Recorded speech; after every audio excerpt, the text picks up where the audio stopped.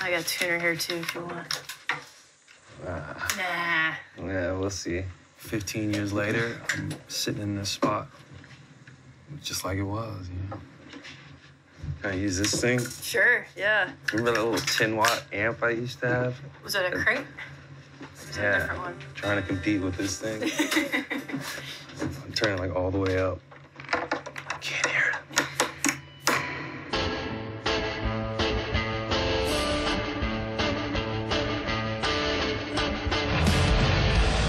And the Grammy goes to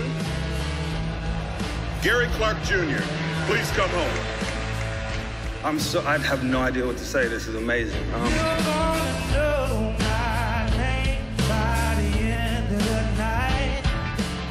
Yves Montand, I wouldn't be playing guitar. I wouldn't be playing music if it weren't for her. She took me to my first gig, and it all started from there.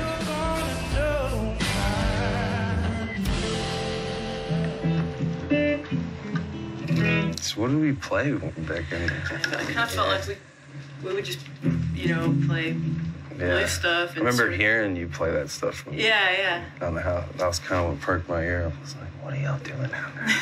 You know, people ask me, like, who's your musical influence? Who do you look up to? It's like, that was her, you know? From my window, sitting around, you know, doing my homework or whatever I'm doing, I'm hearing this. I'm like, I want to go be a part of that. And she let me be a part of it. 1, 2, 3, 4.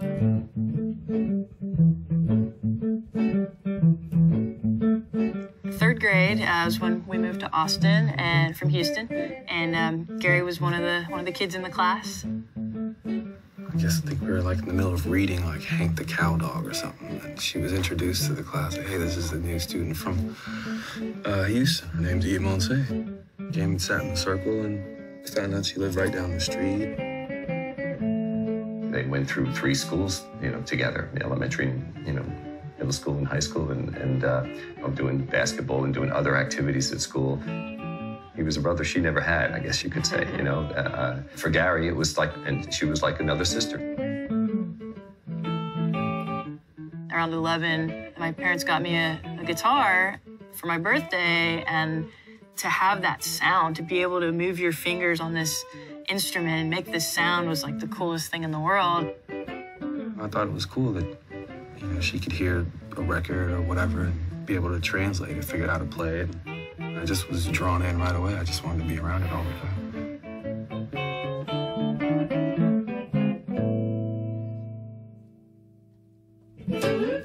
Yeah. Yes, indeed. That was it. Throwback.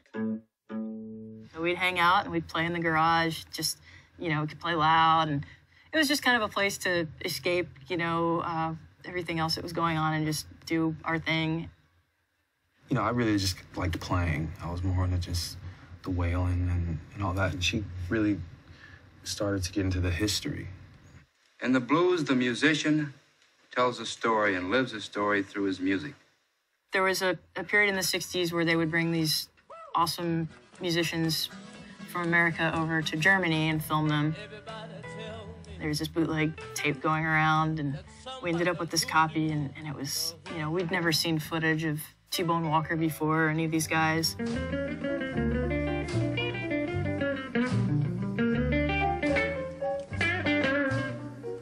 So we would watch this stuff, and, you know, some of that stuff, T-Bone Walker's pretty fast. So we're like, okay, wait, back it up, okay.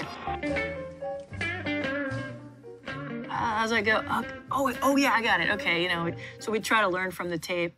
That was the thing that we shared that none of our other friends shared with us, was the music. I thought I was going to be the next Boyz II Men or something. You know, I didn't know what I was going to do. Being here in this garage kind of helped change my mind about what I wanted to do with my life, you know.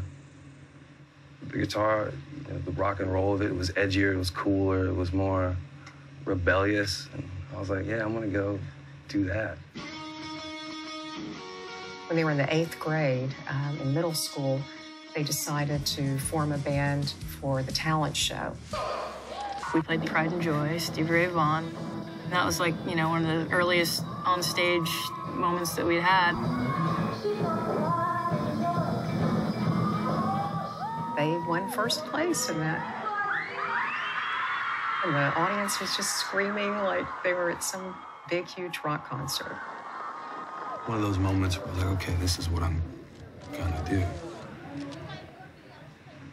It's crazy. I guess I still haven't like soaked up that I'm sitting here and it's been so long, and seeing the parents here, I'm thinking about, you know, being too young to drive and hopping in the car and going to Antone's or Joe's Generic Bar.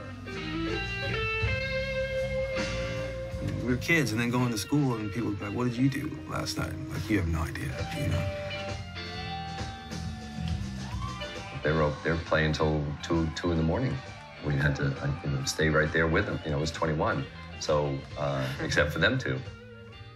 For me, the moment where it started to become real was playing shows at Antone's. And it was really jumping here for many years. Clifford would go out of his way to hire everybody he could. You didn't come play in Antone's because you were trying to help your career. You came to Antone's and played because it was fun, and you never knew who was going to show up.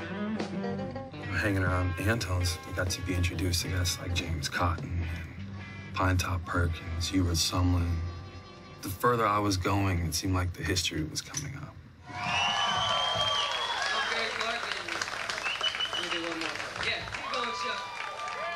So I think it was the first night they ever been on stage. And then told them about their us. I found out right away they could play. I mean, I don't think we expected to feel so welcomed into the whole community. We were like the new blood, you know, so they supported that. I figured at times both of them would be doing it on their own. When we first started playing, we didn't know anybody. It was like we only knew each other, and that was it. And then we started meeting these other people. We kind of started to go separate ways. She started playing with a different band, and you know, just grew up, moved out of the house, and, you know, friends and parties and girls and things like that. There were different opportunities that would present themselves. Eve was asked to go to a European tour, Blues Caravan it was called. It was a great experience for her. Gary, on the other hand, was playing around town a lot. Y'all all know him. He's a young blues player, Gary Clark. He's so talented. I spent years playing at the Continental Club, playing at Antone's. Kind of the starving artist, but didn't want to do anything else. You know, I wanted to play music. That was it. 2010, I get a call from Doyle Bramhall. He says, I think Eric Clapton might call you for this Crossroads Festival. Have you heard of it? Sure enough, I get a letter in the mail from the dude inviting me to come to his festival. 28,000 people or something, which is, I've never seen that many people in my life. And all of a sudden, I'm standing in front of them, and they're looking at me like, what are you gonna do? I hope you're awesome. Get lost in this city, try to find myself. I meet some guys from the label. A little while later, put out my first record called Black and Blue, and things just kind of been crazy since. My main band's called Eve and the Exiles. I've been in the studio, we're working on a new record, and I feel like anything I'll ever do, it'll still have that blues foundation. Eve is my partner in crime. She knows more about and understands more about what I'm doing than I do, I think.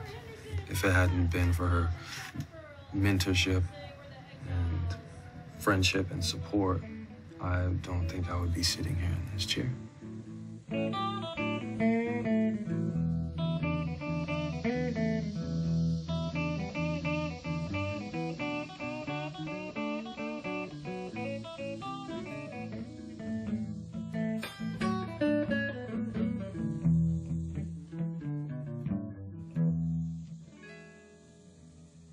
This was the cool place to be for me. I mean, playing music, playing basketball.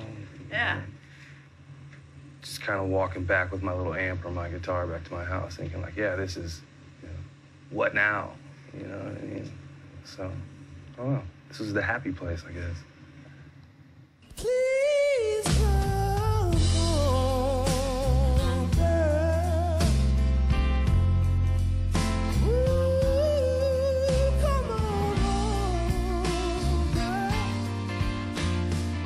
What do you think you'd be doing if you hadn't met Eve? I'd be a camera guy for Cops. Seriously? Yeah. You love that show? I love it. I'm serious.